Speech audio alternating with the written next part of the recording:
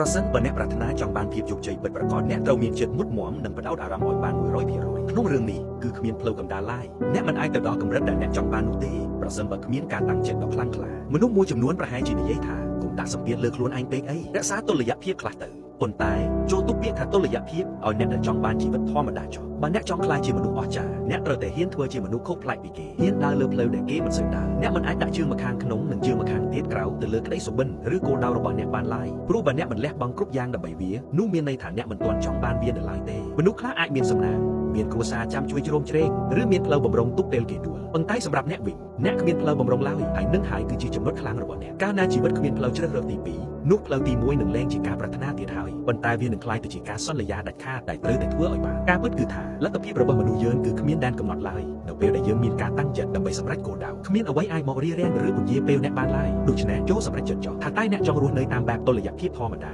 ឬក៏លះបង់ចិត្តកាយឲ្យអស់ពីសមត្ថភាពរហូតដល់ពិភពលោកត្រូវតែបើកផ្លូវឲ្យអ្នកដើរ